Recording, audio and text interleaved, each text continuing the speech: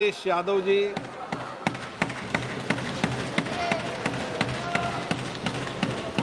अध्यक्ष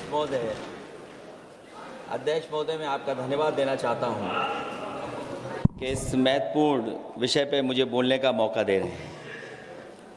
मैं अपने साथी माननीय सदस्य गौरव गोगोई जी के से सहमत हूं। बहुत सारे महत्वपूर्ण उन्होंने बिंदु उठाए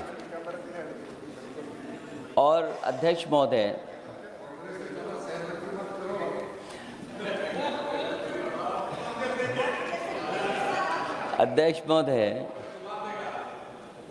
मुझसे ज़्यादा मेरे रिश्ते शायद हमारे विपक्ष के लोग ज़्यादा जान रहे हैं और जितना विपक्ष के लोग नज़र रखेंगे, मैं समझता हूँ उतना रिश्ते और मजबूत हो जाएंगे। अध्यक्ष महोदय, मैं आंदोलन को बहुत दूर से देख रहा था और उस आंदोलन में जो जीत के बाद नारा लगा, एक नारा लगा अध्यक्ष महोदय, सरकार के खिलाफ नारा लगा कि सरकार को ये अहंकार था कि सरकार झुकती नहीं है, लेकिन उन्हीं नई पीढ़ी के लोगों ने ये वो नारा दिया कि झुकाने वाला चाहिए, सरकार भी झुकती है और सरकारों को झुकाना भी नौजवानों को आता है। सरकार झुकी और स्वीकार किया उन्होंने। जो करोड़ों नौजवान जो मांग कर रहे थे कि सबसे पहले जो मंत्री जी हैं वो इस्तीफा दें, और बिंदु दूसरे अलग हैं जो हम लोगों को जानकारी में मिल रहा है। अध्यक्ष महोदय, सरकार हर विषय पे स्वीकार किया है, लेकिन पता नहीं अध्यक्ष महोदय ये बात समझ में नहीं आ रही है कि सदन में उन आश्वासनों को क्यों नहीं रख रही है सरकार, जो सहमति बनी है। और उसके बाद अध्यक्ष महोदय, हम लोगों ने देखा कि जब मंत्री जी लौटे हैं, मंत्री नहीं रहे, उसके बाद सदन के बाहर उनका स्वागत किया गया। अध्यक्ष महोदय, जो स्वागत हुआ उसके लिए हमें कोई शिकायत नहीं है, लेकिन माननीय सदस्यों को कितनी बड़ी राहत मिली होगी, कितने बड़े संकट से बचाया उन्होंने। एक प्रधान जी को हटा करके प्रधानमंत्री बचा लिया आपने। और ऐसा अध्यक्ष महोदय आंदोलन किसी ने नहीं देखा, जिस आंदोलन में नई पीढ़ी के लोग, कम उम्र के लोग निकल करके आ गए और जो नारे दिए गए। ये सरकार पिछले कई वर्षों से नकारात्मक प्रचार पर टिकी हुई थी, नकारात्मक राजनीति करती थी और न जाने कितने हजार करोड़ रुपए खर्च किए होंगे सरकार ने नकारात्मक राजनीति के लिए। लेकिन नई पीढ़ी को मैं बधाई देना चाहता हूं, उनके मनोबल को और उनकी एकता को, और जिस तरीके से उन्होंने प्रचार किया, अंततः सरकार को झुकना पड़ गया। भाजपा वचन नहीं देती, जुमला देती है। तो मुझे उम्मीद है कि सभी युवा नौजवानों का जो मांग की है उन्होंने, उन सभी मांगों को सरकार स्वीकार करेगी। और सरकार ये भी स्वीकार कर लिया होगा कि कोई दल मजाक में बना तो कितनी बड़ा दल बन गया। जो कोई चीज मजाक से शुरू हुई वो कितना सीरियस हो गई, और इतना सीरियस हुई कि हमारी सरकार लोकतांत्रिक हो गई कि जो उनको धरने पे बैठने दिया। सरकार लोकतांत्रिक थी कि उन्हें धरने पर बैठने दिया। हमने वो भी समय देखा है कि जहां पर धरने पर नहीं बैठने दिया, वर्षों वर्ष लोग बैठे रहे धरने पर, उनकी सुनी नहीं गई। इसी दिल्ली को घेरा था किसानों ने, और सरकार को लगा कि चुनाव आ गया तो सरकार ने तीनों काले कानून वापस ले लिए। जब सरकार घबरा जाती है, डर जाती है, तो सरकार स्वीकार कर लेती है। इसीलिए वो नारा मुझे अक्सर याद आता है कि झुकाने वाला चाहिए, सरकार भी झुकती है। जो विषय लाया गया है कि prevention of unlawful means act, सरकार को कम से कम ये बताना चाहिए था कि 2024 में जब ये लेकर के आए थे तो आज 2026 में कैसे पेपर लीक हो गए। और केवल गिनती के 1-2 पेपर लीक नहीं हुए हैं। ये ऐसा आंदोलन रहा जिसमें माँ बाप और नई पीढ़ी के लोग सब जुड़ गए। अगर हम ये माने कि 20 लाख बच्चों ने परीक्षा लिखी थी और उनके घर परिवार के सदस्यों को हम उसमें जोड़ दें, दादा दादी, माँ बाप और परिवार का कोई सदस्य, तो 5 लोग प्रभावित थे।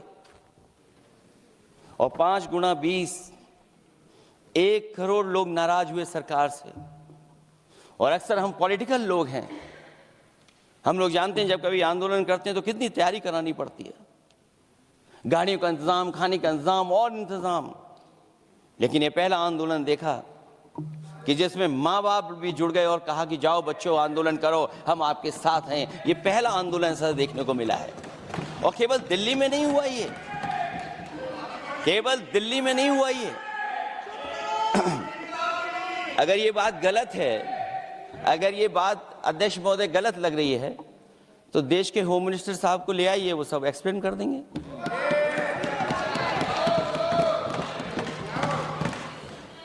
पहला आंदोलन जिसमें माँ बाप ने साथ दिया, क्योंकि परीक्षा से कितना दुखी हैं लोग। ये जो परीक्षाएं लीक हुई हैं, कई महीनों पहले ये किताब बना दी थी। और अध्यक्ष महोदय, जो लोग चढ़ावा चोरी नहीं बचा पाए,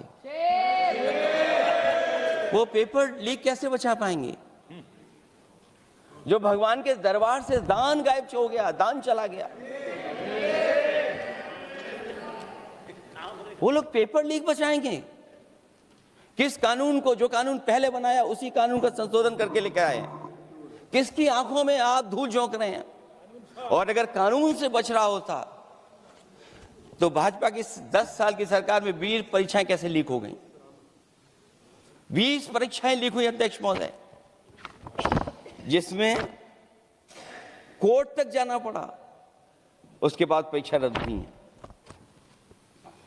दरोगा भर्ती का पेपर लीक हो गया, जूनियर इंजीनियरिंग के भर्ती का पेपर लीक हो गया, ग्राम विकास पंचायत अधिकारी का पर्चा लीक हो गया, नलकूप चालक भर्ती का, यूपी टीईटी का परीक्षा लीक हुआ। और एक बार नहीं हुआ, 3 बार पेपर लीक हुआ यूपी टेट का। हाई स्कूल बोर्ड का परीक्षा लीक कर दिया, इंटरमीडिएट की बोर्ड की परीक्षा लीक हुई, इंटरमीडिएट का फिर परीक्षा का लीक हुआ, कई बार हुई।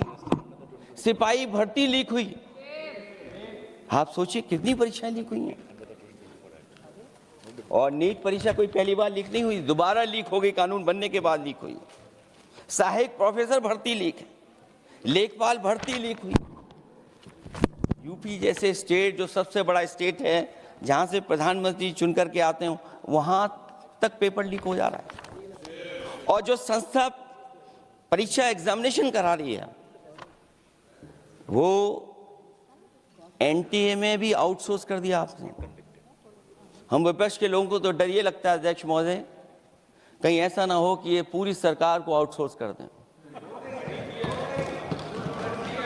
आउटसोर्स सरकार है, जो सबसे विश्वसनीय संस्था है, उसमें आउटसोर्स पे आपने कर्मचारी को रखा हुआ है। किस बात की जवाबदेही है? यही अकाउंटेबिलिटी है आपकी? कहीं अकाउंटेबिलिटी ये तो नहीं है, आप अकाउंटेबिलिटी को ये कहीं समझ बैठे हों कि अकाउंट को भर दे वो एबिलिटी वाला ही हमें चाहिए। कहीं वो अकाउंटेबिलिटी तो नहीं है। आप बताइए, एनटीए को आउटसोर्स किया हुआ है आपने। जिस संस्था की जिम्मेदारी है महत्वपूर्ण परीक्षा कराने की, उसमें सब आउटसोर्स। और ये सच कहा कि कांग्रेस पार्टी के माननीय सदस्य ने मांग की है कि वो हम लोगों को पता होना चाहिए आखिरकार कौन लोग थे जो आउटसोर्स होकर के बैठ करके परीक्षा में इस तरह की घोटाला कर रहे थे। आखिरकार जवाबदेही क्या है, किसकी थी? और फिर केवल नीट की परीक्षा की बात करें और परीक्षाओं की बात करें, अगर हम अध्यक्ष महोदय, जब से सरकार बनी है तब से सरकार की कोशिश रही है कि शिक्षा, परीक्षा और यूनिवर्सिटी का ताना बाना पूरा ध्वस्त हो जाए, उसको एक रंगी बना दें हम, उसमें अंडरग्राउंड अनरजिस्टर्ड लोग शामिल हो जाएं। ये पिछले जब से भारतीय जनता पार्टी की सरकार आई है तब से हो रहा है। और फिर शुरुआत कहां से होती है?